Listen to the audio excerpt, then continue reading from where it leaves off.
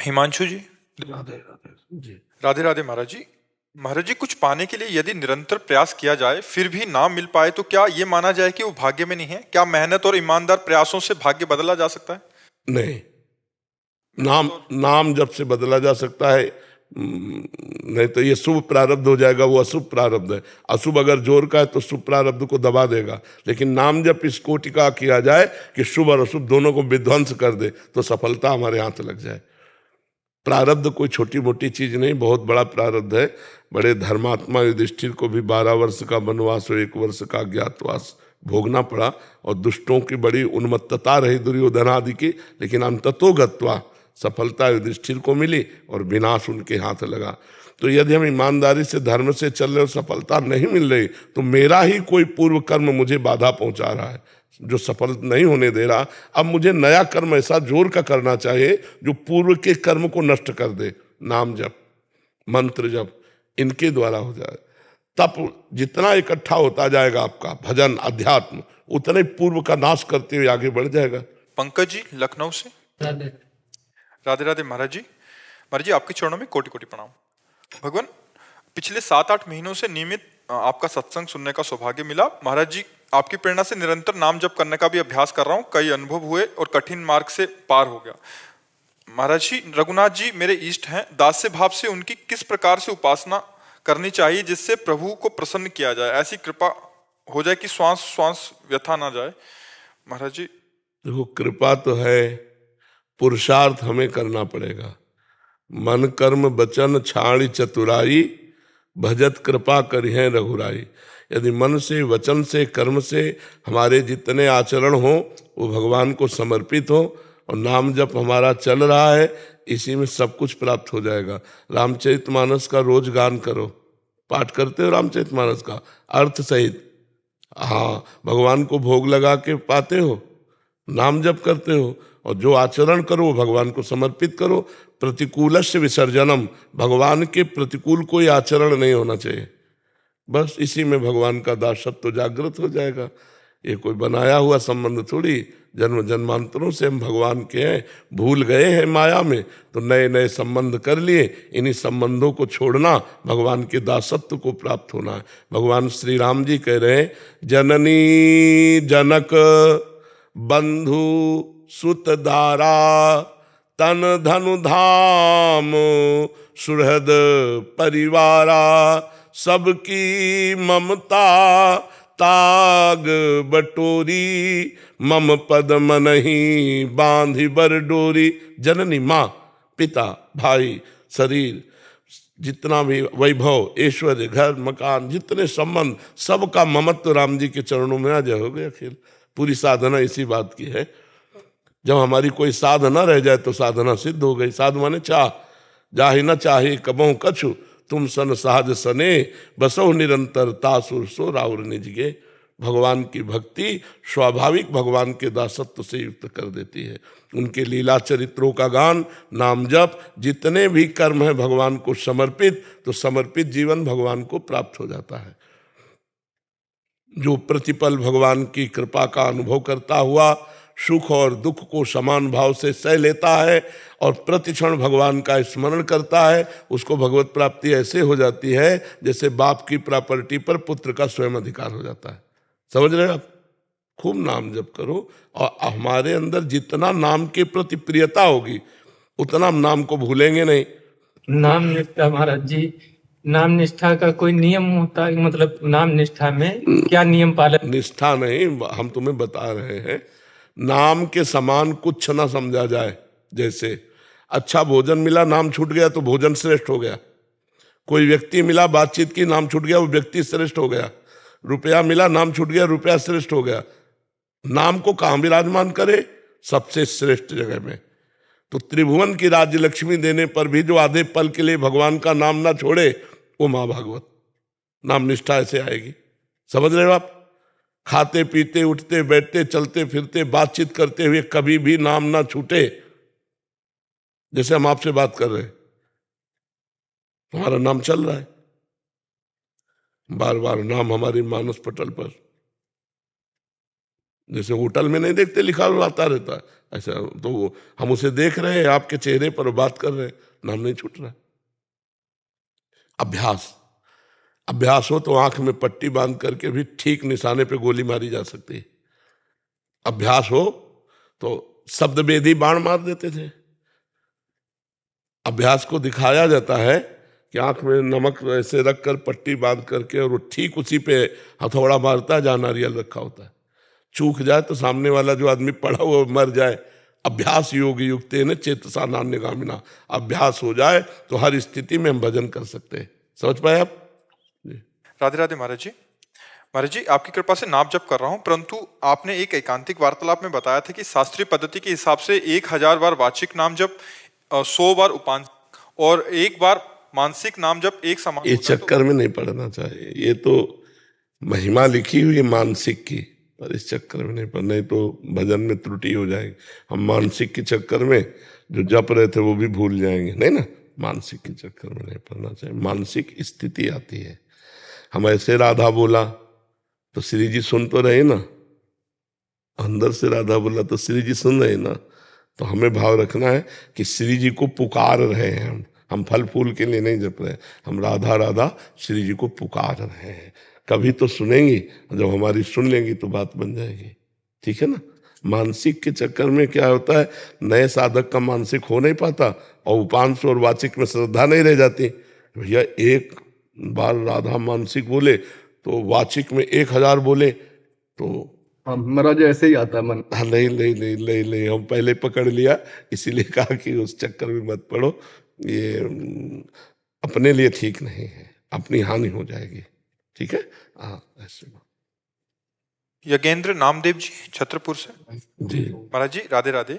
महाराज जी, आपने कहा है कि नाम जप से कई जन्मों के शुभ अशुभ कर्मों के फलों का नाश होता है, फिर ये भी कहा है कि प्रारब्ध को अवश्य में भोक्तव्यम। ये दोनों बातें अब इसमें देखो भाई, प्रारब्ध किसे कहते हैं जान जाओगे तो प्रश्न का समाधान हो जाएगा। जो हमारे बहुत जन्मों के कर्म जमा है उनका नाम है संचित कर्म। उनमें से जो निकाल लिया गया, जैसे हमारे गोदाम में गेहूं जमा है, उसमें से 5 किलो निकाल लिए और पिसा लिए और रसोई में ले आए, यह है प्रारब्ध। और वो जो जमा है वो है संचित। और अब जो कर रहे हैं उसे क्रियमाण कर रहे हैं। तो शरीर रचने के समय जो कर्म शुभ अशुभ से इसका हिसाब हो गया कि ये 5 वर्ष में ठोकर लगेगी, इतने में ये होगा, इतने में पूरा पहले से निश्चित हो चुका है। दुख और सुख 2 बातें, तो अब वो नहीं मिटाई जा सकती। पीछे जो गोदाम उसमें आग लगा दिया, आगे जो फसल इसमें आग लगा दी ज्ञान के द्वारा। लेकिन जो शरीर बन के आया कि 35 वर्ष में किडनी फेल हो जाएगी, तो फेल हो गई। नई खेती भजन की आज की है, आज भजन कर रहे हैं, लेकिन पीछे जो हमने कर्म किया उसका फल पहले से निश्चित हो चुका है। और ये पूरा सब कर्मों का फल नहीं है, सब कर्म तो संचित कर्म है। वहां तो गोदाम लगा हुआ है कर्मों का, उसको भगवान जला देंगे। इसको भजन के द्वारा नष्ट करते हैं जो नया क्रियमाण है, और प्रारब्ध को भोग लेते हैं। आप समझ पा रहे हो? तो प्रारब्ध इसीलिए बड़े बड़े संतों को भोगना पड़ता है। कि रामकृष्ण परमहंस जी के कैंसर था, बड़े बड़े संतों के शरीर में देखा जाता है, तो बोला फिर कौन सा कर्म है, जब सब कर्म नष्ट हो जाते हैं तो इनको स्वस्थ होना चाहिए। सब कर्म नष्ट हो जाएंगे, लेकिन प्रारब्ध जो बन चुका है वो भोगना पड़ेगा। इसीलिए बड़े बड़े संतों के जीवन में रोग कष्ट विपत्तियां देखी जाती हैं। जो बहुत भजनानंदी, जो दूसरों के कष्ट निवारण कर सकते हैं, वो खुद कष्ट में पड़े देखे जाते हैं। जी खुश जी पंजाब से। श्री हरिवंश महाराज जी। महाराज जी, आपकी कृपा से दिनचर्या का निर्वाह हो रहा है। महाराज जी, आपके श्रीमुख से सुना था कि साधक का अहंकार तब तक नष्ट नहीं हो सकता जब तक अपने गुरुदेव के सानिध्य और सेवा में ना रहे। मैं और मेरे जैसे कई लोग आपसे प्रकट रूप से बहुत दूर रहते हैं, हमारा अहंकार कैसे नष्ट हो? बात मान लेना, गुरु आज्ञा सबसे बड़ी सेवा होती है। आज्ञा समन सुसाहिब सेवा, आज्ञा का पालन करना अपने स्वामी की सबसे बड़ी सेवा होती है। हम आपसे कह रहे राधा राधा नाम जप करो, कोई पापाचरण ना होने पावे ये सावधानी रखो, माता पिता की सेवा करो, तो आप हमारी ही सेवा कर रहे हैं, आप हमारे ही समीप हैं। और आपका अहंकार नहीं बढ़ेगा। क्यों? जैसे कि हम तो माता पिता की सेवा करते हैं पर गुरु जी की आज्ञा से करते हैं, इसमें मेरा क्या? हम तो भजन करते हैं लेकिन गुरु जी की कृपा से करते हैं, इसमें मेरा क्या? तो अहंकार नहीं बन पाएगा। गुरु कृपा है इसलिए अहंकार आप पर शासन नहीं कर सकता। तो हमें लगता है कि गुरु के समीप रहना ही गुरु की समीपता नहीं है, गुरु की आज्ञा का पालन करना ही गुरु की समीपता है। सही माने में समीप रहना कोई खास बात नहीं है, समझ रहे ना। तो जो भी जुड़े हैं वो सच्चाई से जुड़े, आचरण अच्छे रखें और हर बात में सोचें कि भगवत कृपा, श्री जी की कृपा, गुरु जी की कृपा। तो वो जहां है वहीं उनको गुरु सानिध्य का अनुभव होगा, गुरु कृपा का अनुभव होगा। अहंकार तब आता है जब हम कर्ता बनते हैं कि हमने 10 साल से फलाहार रखा है, अन्न नहीं पाया, अब इस बात का अहंकार है। अगर गुरु की आज्ञा है कि 10 साल फलाहार रहना है तो तुम्हें अहंकार आएगा ही नहीं कि गुरु जी ने कहा कि अब तुम्हें फलाहार रहना, तो हम तो रह रहे हैं, हमारी सामर्थ्य क्या हो, तो गुरु कृपा से रह रहे हैं। ऐसे अहंकार रहित हो जाता है। हर जगह भगवत कृपा, गुरु कृपा कह के बात करो, और जहां अहंकार है वहां गुरु कृपा देखो। ये सब चतुरता आ जाएगी जब आप गुरु की आज्ञा का पालन करेंगे। आज्ञा का पालन नहीं तो मुझे लगता है समीप रहने पर भी लाभ नहीं मिलेगा। कभी कभी दीपक तले अंधेला पाया जाता है। बड़े महापुरुषों के समीप जो उनकी आज्ञा का पालन नहीं करते, समीप रहते हुए बहुत गलत पाए जाते हैं। और एक दूर रहता हुआ आदमी उनकी बात मान गया, बहुत अच्छा चल गया। तो हमें लगता है उनकी बात मानना खास बात है, उनके समीप रहना खास बात नहीं है जी। नीरज द्विवेदी जी। राधा वल्लभ श्री हरिवंश। राधा वल्लभ श्री हरिवंश महाराज जी, चरण स्पर्श।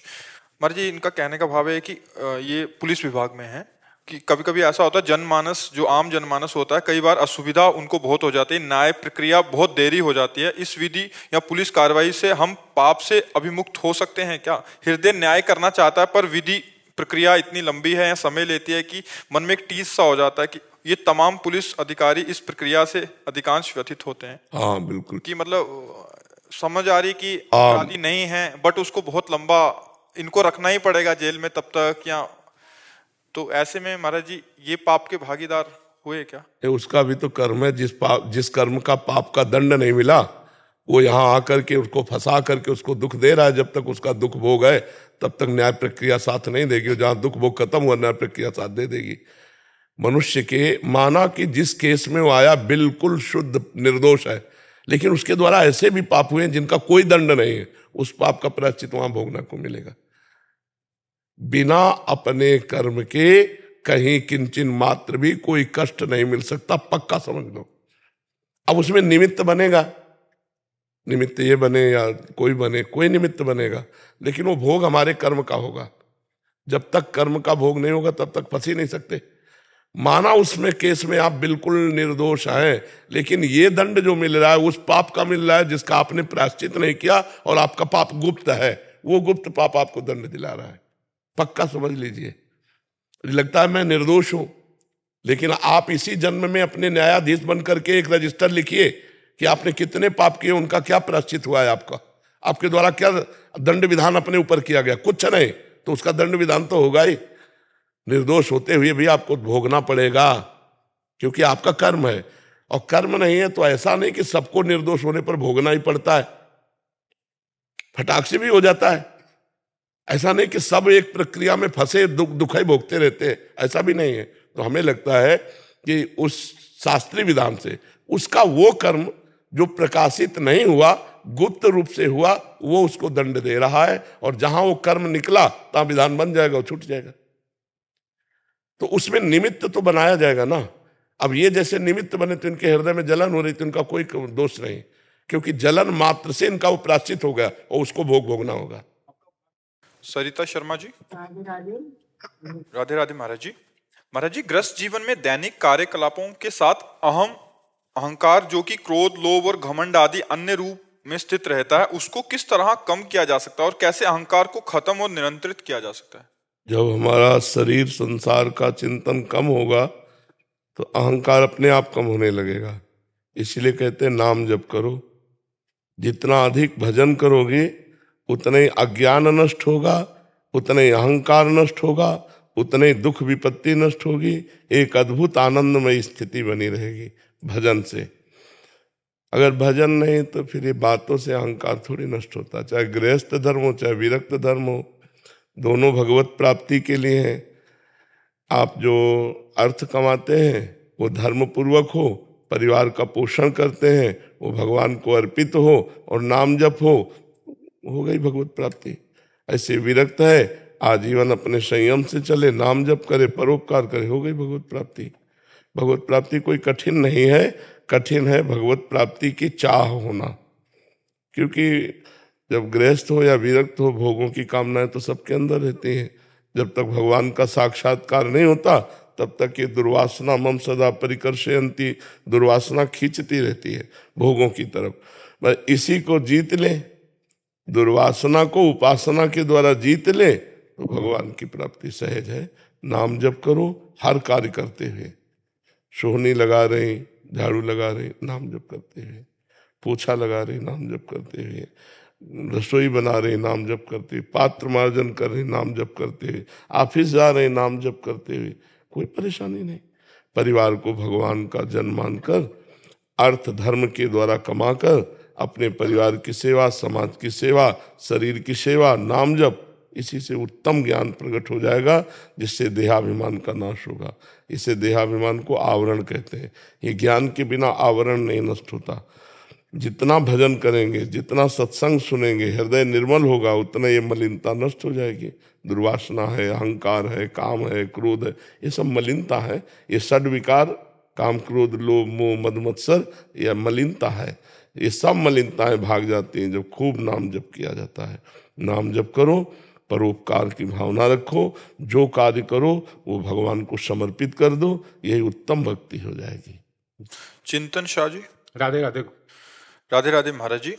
महाराज जी, जब जगत में पाप चल रहा हो तो उस स्थिति में सियाराम में सब जग जानिया सर्वम खलविदम ब्रह्म, जगत में पाप चल रहा हो। गोस्वामी जी के दिमाग में राम चल रहे हैं तो सिया राम में जग रहे, तुम्हारे में पाप चल रहा है तो पाप दिखाई दे रहा। चश्मा नीला तो नीला, हरा तो, हमें तो कहीं पाप नहीं दिखाई दे रहा। हमें तो सब में अपने प्रभु दिखाई दे रहे हैं।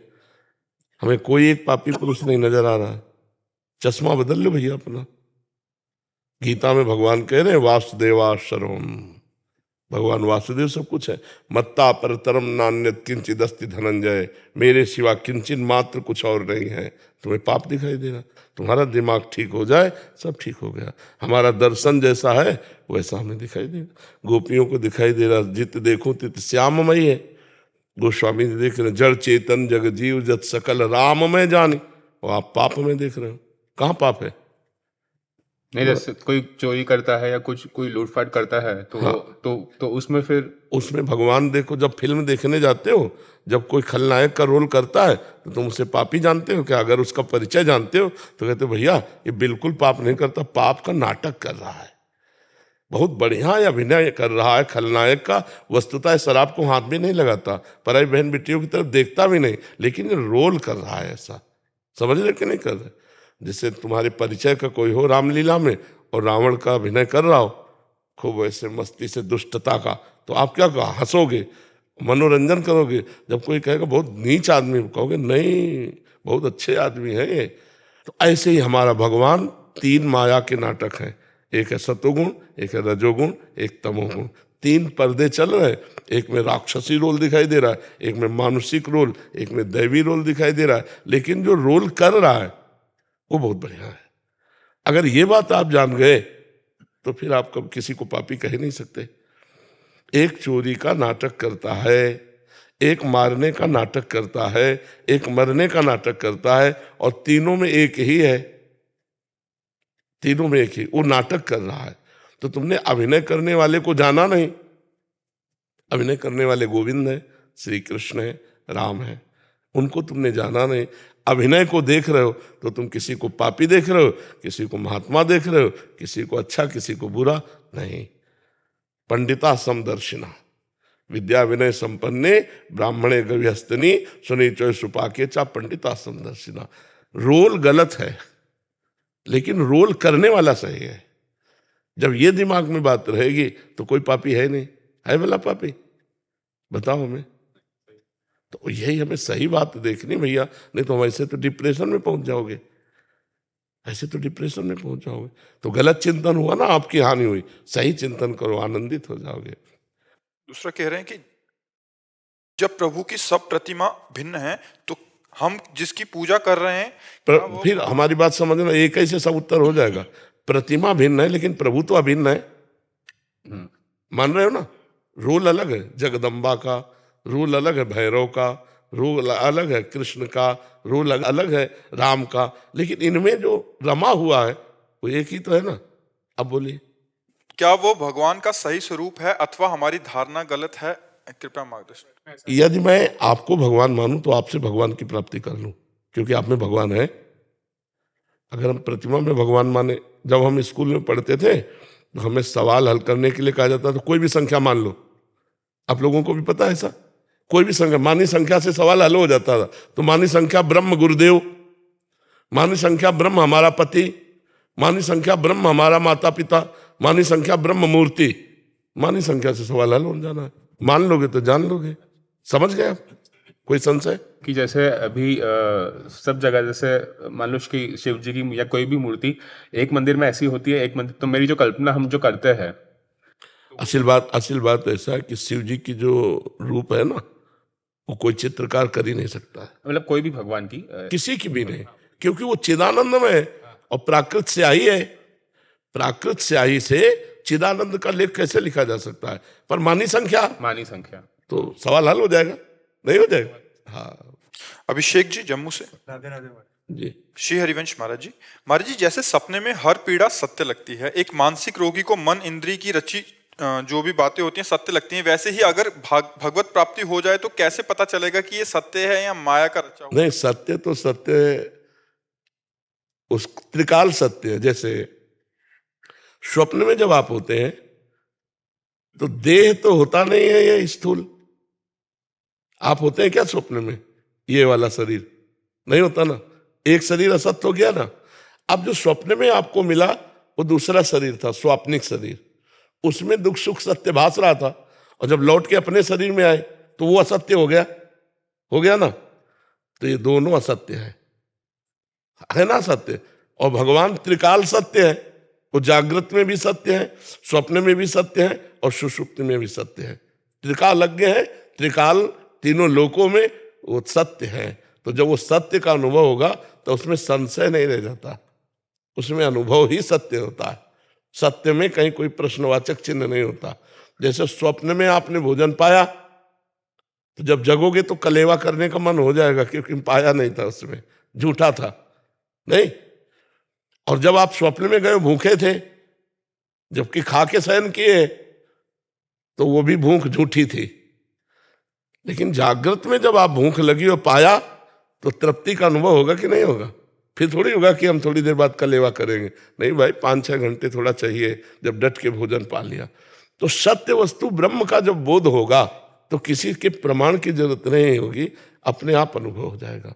और दूसरी बात होती है कि इसीलिए गुरु का वर्णन किया जाता है कि जो हमें अनुभव हो रहा है ये सत्य है या भ्रम। तो तस्मात् गुरु प्रमाणम, तो वो गुरु प्रमाण देंगे उस बात का। जैसे श्री सुखदेव जी को ब्रह्म बोध हुआ, सत्य वस्तु का बोध हुआ, तो ये लगता ही है कि यही ब्रह्म स्थिति है या और इससे ऊपर है। तो व्यास जी से पूछा तो व्यास जी ने देखा कि इनकी सही स्थिति का निर्णय जनक जी करेंगे। तो उन्होंने कहा विदेह राज परम ज्ञानी जनक जी के पास जाइए, मिथिलाधिपति जनक जी के पास।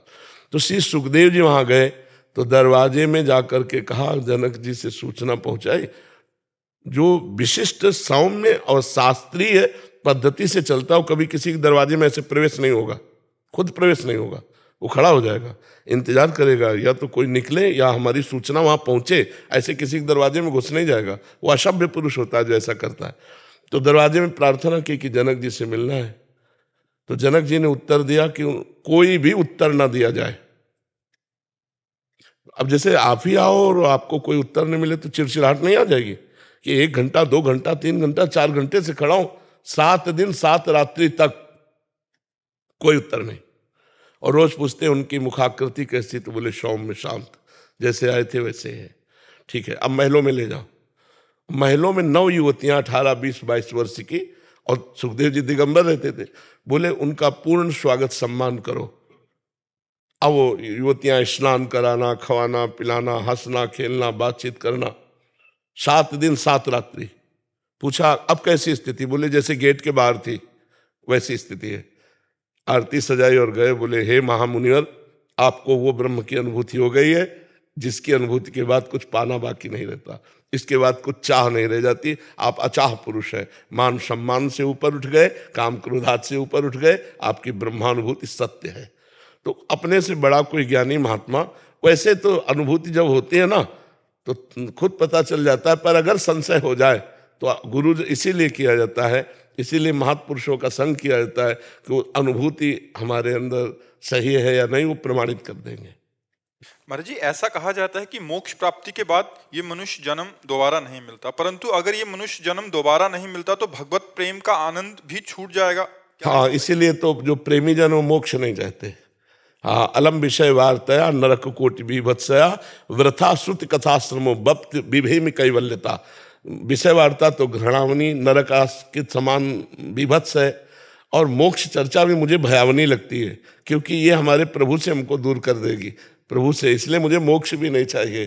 तो मोक्ष से फिर डरता है प्रेमी, वो मोक्ष नहीं चाहता, उसे पिशाचवत कहा, जैसे पिशाच किसी के लग जाए तो वो आनंद हटा देगा। इसीलिए भरत जी भी कहते हैं धर्म न अर्थ न काम रुचि गति न चाहो निर्वाण जन्म जन्म रति राम पद यह वरदान। मुझे मेरा बार बार जन्म हो पर भगवान राम जी के चरणों में प्रीति हो।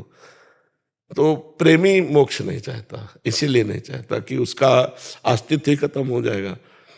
प्रेमी और मोक्ष में ऐसा समझो जैसे चीनी के बोरे में दो चींटे लगे हुए हैं, अब एक चींटा चीनी के साथ चीनी बन गया उठ के, और एक बोरे में लगा हुआ साइड से आनंद ले रहा है।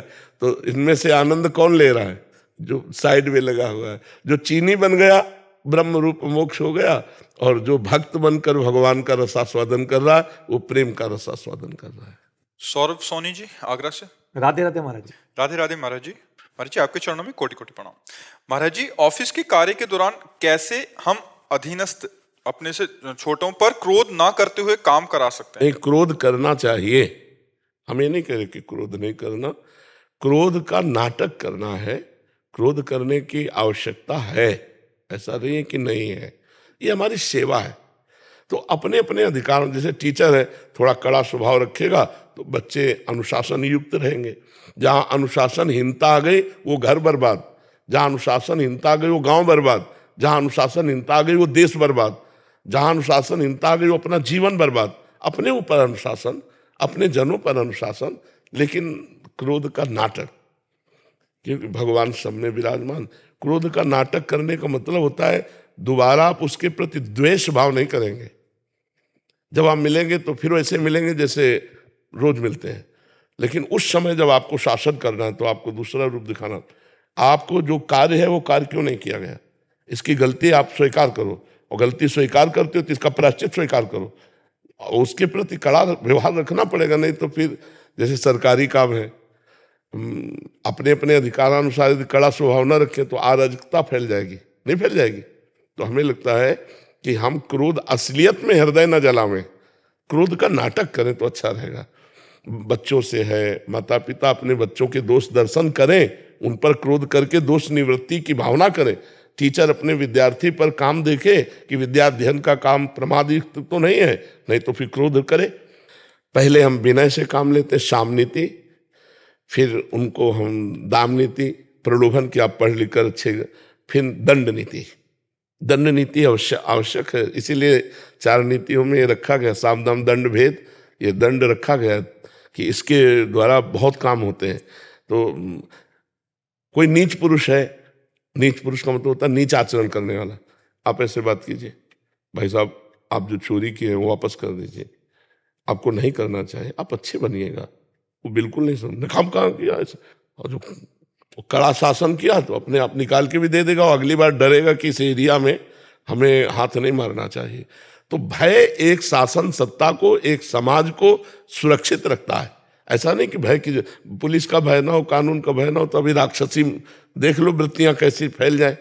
तो हमें लगता है कि आप जिस भी डिपार्टमेंट में हो, अपने अधिकार के अनुसार धर्मपूर्वक शासन करना अत्यंत आवश्यक है।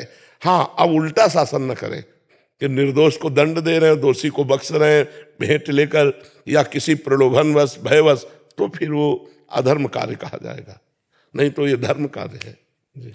सुमित जी। हरिवंश। महाराज जी, श्री हरिवंश। गुरुदेव, पीछे आपसे प्रश्न किया था कि शरणागति मंत्र जपने में रुचि नहीं होती, केवल ड्यूटी की तरह पूरा करते हैं। तब आपने कहा था कि प्रारंभिक साधक के लिए ठीक है, ऐसे ही चलते रहो।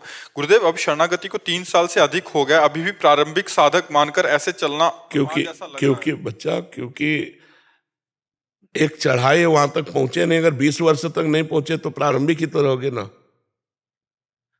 100 तक गिनती पार करनी है, और अगर आपने 80 में ही अभी वो नहीं आगे पढ़ रहा हो तो प्रारंभिक ही 2 4 10 माला। प्रारंभिक का मतलब होता है अभी काम क्रोध लोभ मोह मद मत्सर ज्यों के त्यों हैं, अभी संसार प्रिय लग रहा है, केवल भगवान का भजन करना है, एक ड्यूटी मात्र हम कर रहे हैं। प्रियता भजन में थोड़ी है, प्रियता है भोगों में। तो इतना हमारा भजन उस श्रेणी का बढ़े कि वो भोग रुचि को परास्त कर दे, भोग रुचि को नष्ट कर दे। तो हमें और बढ़ाना चाहिए, हमें और बढ़ाना चाहिए, अधिक समय भजन में लगाना चाहिए। धीरे धीरे प्रियता आ जाएगी। प्रियता जहां आ गई तो मतलब तुम भगवत प्राप्ति के नजदीक पहुंच गए। समझ रहे हो?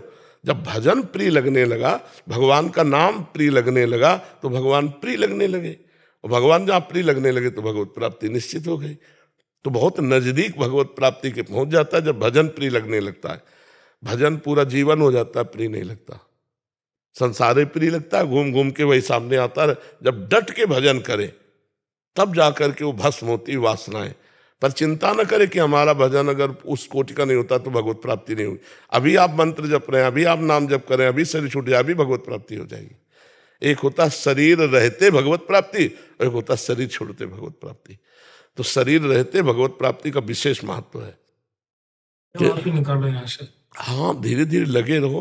करत करत अभ्यास के जड़ मत होत सुजान, रस्सी आवत जाति सिल पर होत निशान। तो ये पूरे विश्व में है। काम वेदना किसी एक पुरुष में हो तो बात अलग है, पूरे विश्व में है और चराचर में है। चींटी में भी वही है, तितली में भी वही है, हाथी में भी वही, सिंह में भी वही, पुरुष में भी, स्त्री में, सब इसी से निकल जाते हैं। तो माया है। कोई बिरला भगवान को प्राप्त कर पाता है, नहीं तो सबके ज्ञान है। आप किसी से भी हाथ जोड़ के पूछो हमें भगवान की प्राप्ति कैसे होगी, वो बता देगा। संसार सब झूठा है, भगवान का नाम सत्य है। इतनी बात तो आदमी भी जानता है जो 100 लेके चलता है ना, राम नाम सत्य है, सत्य बोलो मुक्ति है। बता दिया ना मुक्ति का मार्ग, उसको भी ज्ञान है। लेकिन वो केवल समय में बरगाता है, अन्य समय नहीं राम राम राम राम नहीं जपता है।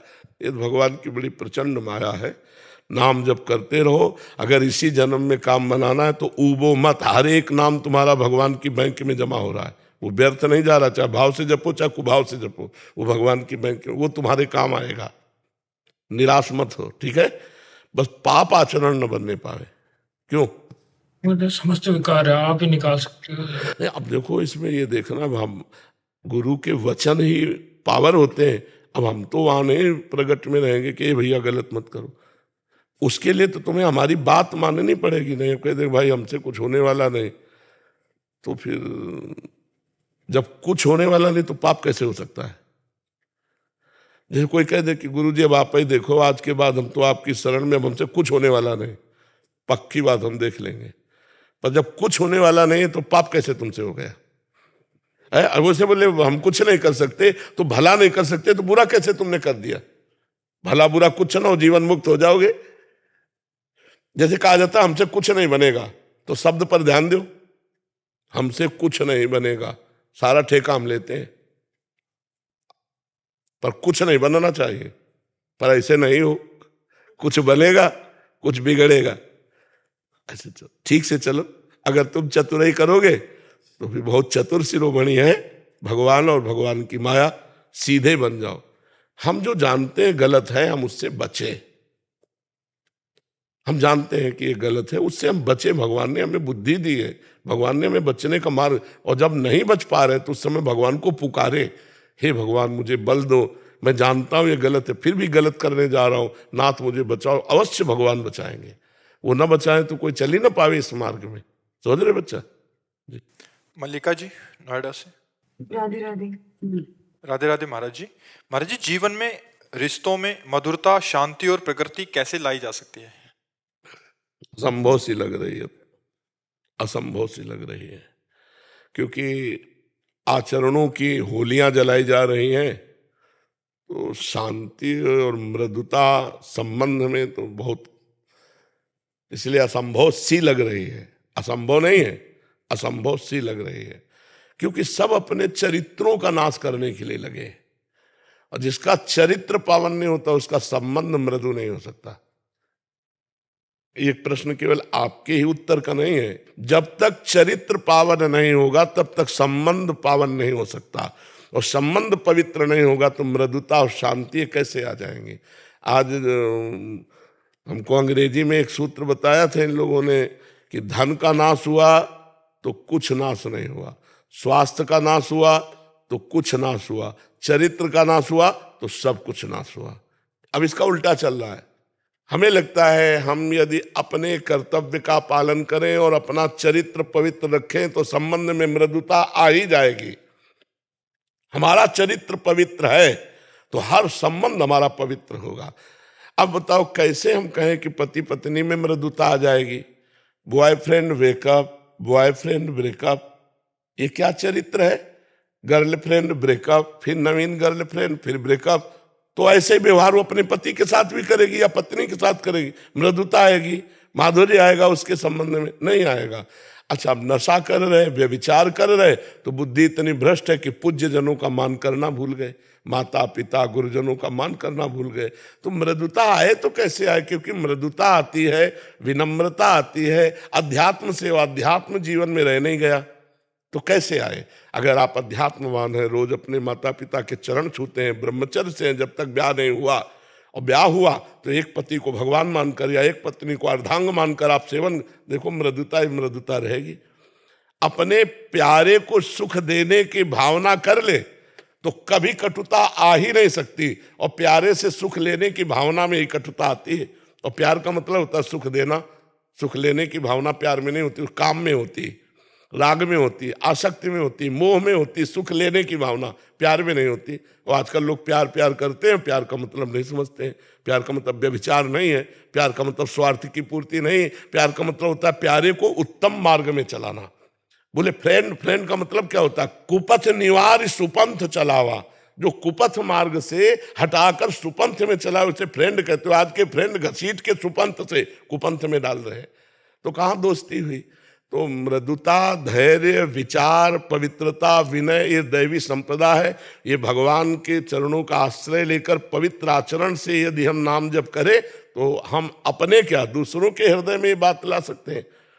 अगर हमारे हृदय में अपवित्रता है, आचरण में अपवित्रता है, तो फिर हम दूसरों में कहाँ मृदुता ला सकते हैं? पहले हमें खुद सुधरना होगा। एक एक को चरित्र जब तक ठीक नहीं होगा तब तक ये बात नहीं रहेगी।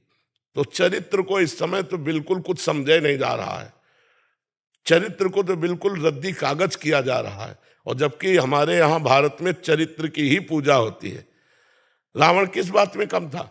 उत्तम कुल पुलस्त करना थी, और विद्वान तो अद्भुत, और बलवान तो अद्भुत। क्या कमी क्या थी? चरित्रहीनता। बस चरित्रहीन होने के कारण पुतला जलाया जाता है। जिस वंश को राम जी प्रणाम करते हैं ना, उस वंश का था उत्तम कुल पुलस्त करना थी। भगवान ब्राह्मण वंश को नमस्कार करते हैं, रघुवंश में प्रकट हुए। विद्वान शंकर जी का अद्वितीय भक्त। लोग जैसे भगवान को झूले में झुलाते हैं, ऐसे 20 बार कैलाश को उठाकर भुजाओं में झुलाया भगवान शिव पार्वती को। ऐसा महावीर। लेकिन चरित्रहीन हो गया तो राक्षस शब्द माथे पे मढ़ दिया गया। रावण राक्षस थोड़ी था, पुलस्त जी का नाती है। पुलस्त ब्रह्म ऋषि है, कोई साधारण तो। लेकिन राक्षस आचरण, उसके चरित्र आचरण बिगड़ गए। तो आज हर बच्चा आचरणहीन होता जा रहा है।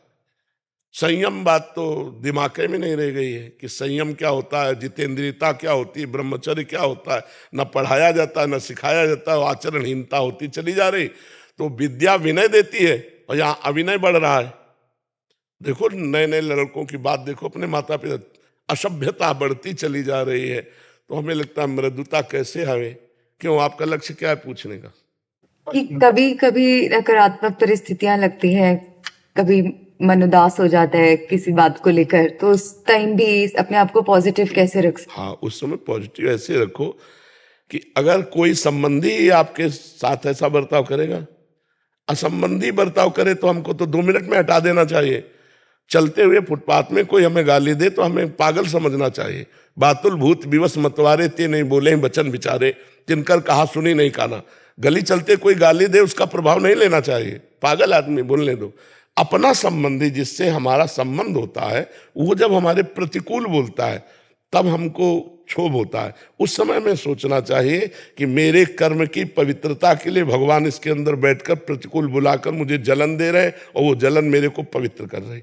अपना नया कर्म ना करे, शांत हो जाए, सह जाए। अगर सह गया तो सहत सहत बाढ़े भगति गृहतन गुरु हितगार, उसके हृदय में भगवान की भक्ति बढ़ेगी। सहन करना साधुता है। जब विभीषण को लात मारी रावण ने तो विभीषण जी ने यही कहा, तुम पितु सरिस भले ही मोहि मारा पर राम भजे हित नाथ तुम्हारा। तुमने भले मारा, तुम पिता के समान हो, पर फिर भी भैया यही कहूंगा कि राम जी का भजन करने से ही तुम्हारा कल्याण होगा। तो भगवान शंकर ने कहा, उमा संत कह यही बढ़ाई, करत मंद जो करत हो। ये विभीषण संत है, वो मार रहा है, ये भलाई कर रहा है। तो अपना कर्तव्य, यदि आप सत्संगी हैं, यदि आप अध्यात्म को जानते हैं, तो अपने जनों के द्वारा किया हुआ प्रतिकूल व्यवहार भगवान का विधान मानकर सह लेना चाहिए, जिससे हमारे पाप नष्ट होते हैं। और उनके प्रति कभी द्वेष न करते हुए प्रेम में व्यवहार करा तो उनको एक न एक दिन समझ में आ ही जाएगा। सबके दिल है, सबके हृदय है। जब वो प्रतिकूल करेंगे और आप अनुकूल करोगे तो ये व्यवहार उनके ऊपर चढ़ बैठेगा और उनको आपके अनुकूल बना देगा, बिल्कुल अनुकूल बना देगा। हमसे जो द्वेष करे, हमसे जो प्रतिकूलता करे, यदि हम विनम्र व्यवहार करें और उनके द्वारा की हुई प्रतिकूलता को सह जाएं तो एक दिन वो हमसे अवश्य मधुर प्रेम करने लगेंगे, अवश्य हमारे संबंधों में मृदुता आ जाएगी। अब वो प्रतिकूल बोले हम जल कर और प्रतिकूल बोले तो कटुता आ जाएगी। हमें क्षमाशील होना चाहिए, धैर्यवान होना चाहिए, और ये क्षमाशीलता और धैर्यवान भगवान के भजन से आएगी। राधा राधा राधा राधा जितना जपोगे उतने आपका हृदय शीतल रहेगा, उतने आप सह पाओगे। जी, सरकार के चरणों में खूब सारा नोट पड़ा। अरे महाराज ये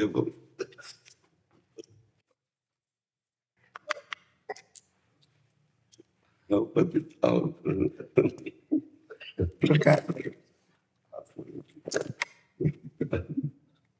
स्वामी सरकार बहुत दिन हो गए थे, आपका बात, दर्शन की लालसा है। आपका बात पहले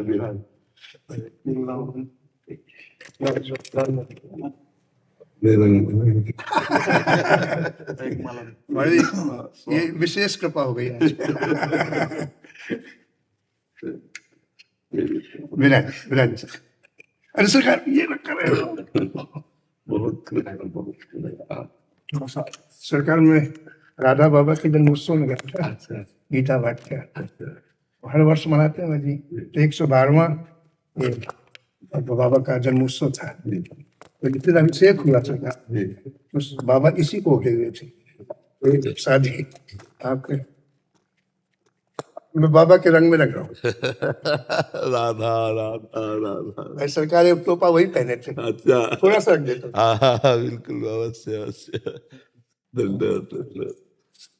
सरकार हमारी किशोरी जी की प्रसाद। बहुत बहुत। सरकार वहां से मैं फिर महाकुंभ में चला गया था। अच्छा, तो संक्रांति का सरकारी संगम का जल है। अच्छा, हमारी कुटिया में बहुत कृपा। तो सरकार ये अयोध्या जी में कनक भवन बिहारी सरकार का प्रसाद है जी, ये राधा बाबा का है जी, और ये संगम का है। बहुत बहुत कृपा। तो पात्र सहित नहीं पात्र सहित हमारे पूरे समर्पण से हो गए। ठाकुर जी सरकार हो तो मेरा तो ऐसा विश्वास है कि आप थोड़ा सा भी संकल्प हो जाए तो इसका कोई मतलब ही नहीं, लेकिन ऐसा कोई उधर वृत्ति ही नहीं महाराज, बिल्कुल महाराज जी आपको सच्ची कहते हैं कि 100 में 1% भी ऐसा नहीं कि मैं ठीक हो जाऊं, 1% भी नहीं। ये जरूर है कि बस भगवत विस्मरण ना हो, चाहे जैसा कष्ट हो, बस इतनी मांग जरूर रहती प्रभु से कि कष्ट तो शरीर का जब व्यथित करता है तो इंद्रियां, बुद्धि, मन ये बेहोश स्थिति में जाते हैं। जैसे डायलिसिस बहुत कष्टप्रद प्रोसेस है, बहुत कष्टप्रद है। तो उस समय बस यही रहता, प्रभु आपका विस्मरण ना हो, प्रभु आपका विस्मरण। तो जब बहुत काल तक भगवान से चित्त वृत्ति जोड़ी जाती है तो फिर चित्त वृत्ति को भगवान पकड़ लेते हैं। ये बात देखी। हाँ, हमारा तो झूठा भी प्रयास हो सकता है लेकिन उनका पकड़ना बड़ा सच्चा होता है, तो उसी में हम आनंदित रहते हैं। वो आनंद ऐसे उफान मारता रहता है कि ये दुख रूपी काई जो है वो साइड में लगी रहती है, वो पहुंच नहीं पाती है। जो तो आपके मुखारबिन से पता चलता जी कहने की जरूरत ही नहीं। वो अपना जो भी 24 घंटे आप जिस मस्ती में रहते हो मर्जी वाला है। जी जी, वो मतलब हम किडनी के दुख में बिल्कुल एक सेकंड भी नहीं रहते। हम तो सड़ जाएं पर हमारी श्री जी नहीं रहने देते, कहते आओ हमारे साथ रहो, कहाँ इस नासो अल शरीर। तो उनकी एक घटना घटी थी जीवन में, तब से हम निहाल हो गए। जब हमको किडनी की रिपोर्ट मिली, हमें पता नहीं था किडनी किसे कहते हैं, तो रामकृष्ण परमहंस के जो स्वामी जी थे उन्होंने बताया हमको कि शरीर के वो अंग हैं जिनके फेल हो जाने पर आदमी मर जाता है। तो उनका कब मर जाता है, तो बोले कुछ पता नहीं। तो हमका मरने की स्थिति में, बोले फेल तो ऐसे ही है। तो हमारे दिमाग में गंगा किनारे के बाबा जी तो सीधे साधे, हमें कोई ना तो आधुनिकता का ज्ञान था ना तो डॉक्टरी का ज्ञान।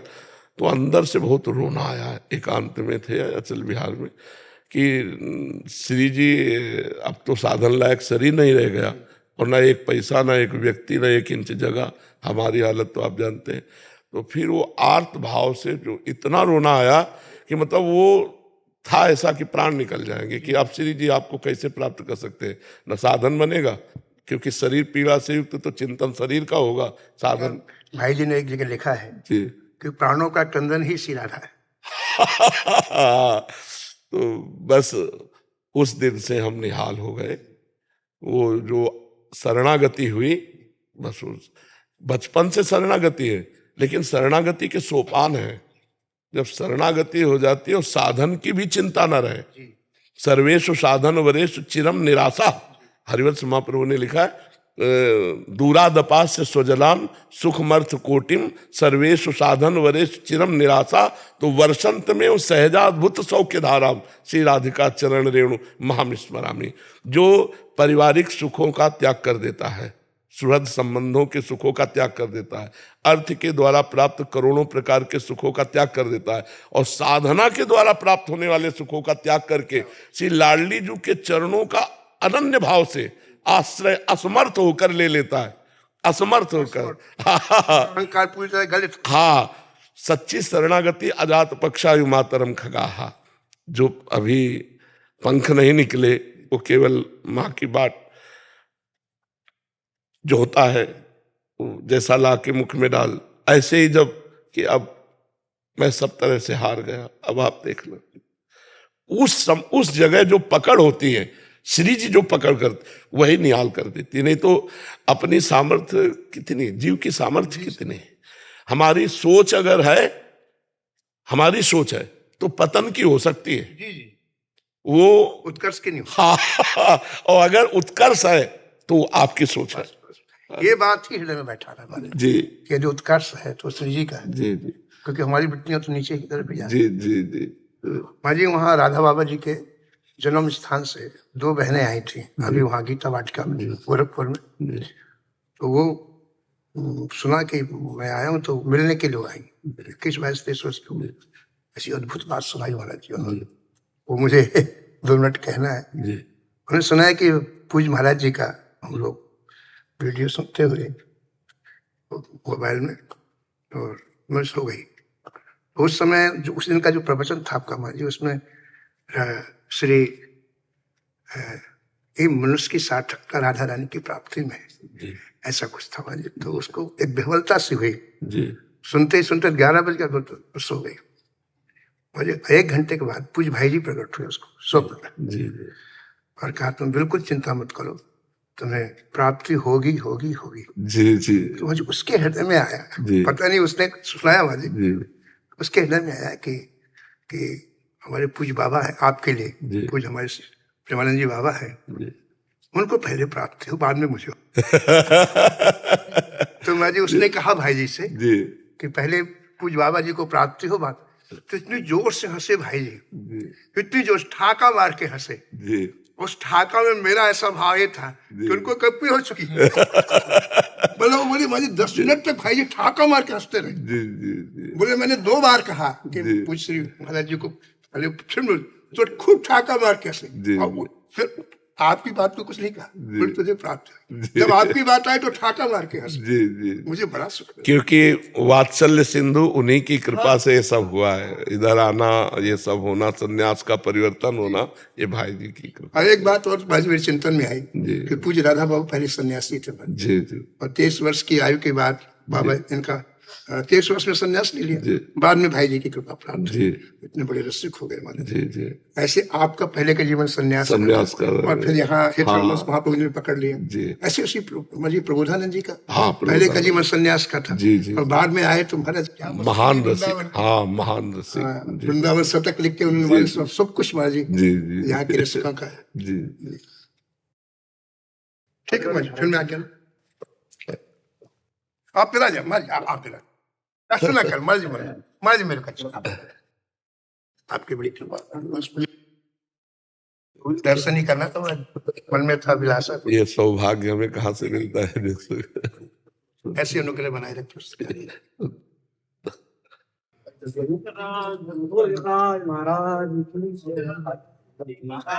लाला के बाबा की जय, राज महाराज की जय, राधा रानी की जय। गिरिराज जी का प्रसाद बाबा, ये गिरिराज का प्रसाद है बाबा। एक चमत्कार भाई हो मेरे संग, चमत्कार जी भाई हो बाबा। कल बाबा आप सपने में आए और बाबा मैंने क्या देखा, नारायण का रूप।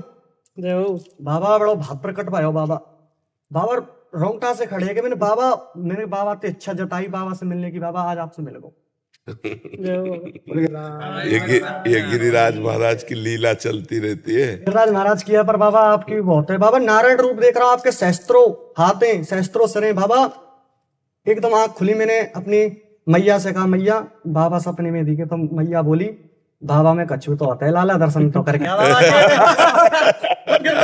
महाराज की जय। बाबा बड़ी मन में बहुत दिन से मिल आज बाबा भैया और बाबा बिना आंख ऐसी खुली और दर्शन सीधे आपके हुए। राधा रानी महाराज जी आपको बालक में गिरिराज जी को प्रसाद है, मंगला को जी जी से गिरिराज क्या भेंट लाऊं महाराज जी? बस आपके 84 कोस की यात्रा कराता हूँ तो 84 कोस की रथ छान के रखता हूँ। हाँ बिल्कुल, इसे नित्य मस्तक पर और प्रसाद के रूप में महाराज जी। इससे बढ़कर और कुछ नहीं महाराज जी एक छोटा सा निवेदन था जी। महाराज जी। पूर्व काल में हमारे जो पूर्वज थे उनकी एक अलग रति थी जी। आजकल का प्रभाव कह लें या कुछ और कह लें, हाँ धामी भी जो अपने स्वरूप से थोड़ा विकृत होता जा रहा है। जी जी आप लोग ब्रजवासियों की महिमा का बड़ा अच्छा संपादन करते हैं, जी जी लेकिन बाबा मेरा ऐसा मानना है कि यह सब साधनते नहीं हुई, तुम्हारी कृपा पाव कोई। हाँ बिल्कुल, श्री जी की कृपा है महाराज जी। अनंत जन्म हम साधना करते हैं, राम का नाम भी वाणी में नहीं आता है, बिल्कुल तो ये सब श्री जी की कृपा से हमें प्राप्त हुआ है। तो इस अवलंबन का हम ब्रजवासियों पर आश्रय रहे और जो पूर्व काल में हमारे पूर्वजों की जो श्री लाल जी के प्रति, जो प्रियाजू के प्रति जो भाव थे जय वो जय बने रहे। बिल्कुल आगे आने वाली पीढ़ी पुष्ट हो तो कुछ ऐसा मार्गदर्शन आप करें कि ब्रजवासी केवल हम श्री राधे जी के बल अभिमान, बिल्कुल बिल्कुल, हम श्री किशोरी जी के बल के अभिमान, हम अपना अभिमान ना हो। बिल्कुल महाराज जी हम पतन में जा रहे हैं। बिल्कुल। मैं आज अपने मित्र परिकर को देखता हूँ, जो मेरे दादाजी की गति थी, पिताजी की थी, जी आज हमें आप संतों की कृपा से जरूर प्राप्त हो रही है। मैं श्री धीर समीर से दीक्षित हूँ, संतों की कृपा है तो इतना थोड़ा समझ रहे हैं, लेकिन जो लोग ब्रजवासी थोड़ा दूर हो रहे हैं महाराज जी, उन पर थोड़ी कृपा आप करें। काफी ब्रजवासी जन लौट रहे हैं अपने स्वरूप की तरफ। हाँ वो आपकी कृपा से हो रहा है, लेकिन महाराज जी कुछ ऐसा निर्देशन जी। अब आपके बस नाम तो ठाकुर जी को नाम जी। बहुत से ब्रजवासी भाई जो नौजवान है ना, वो खुद आके कहते हैं कि हम थोड़ा भटक गए थे खान पान में, अब बाबा जब से आपको सुना तब से तो थोड़ी सी हमारी भी नियमावली, संसार में सबकी नियमावली है। जी जी। हम यदि किसी के अधीन नहीं रहेंगे, शास्त्र के या ठाकुर जी के अधीन, हम लोग क्या है कि अब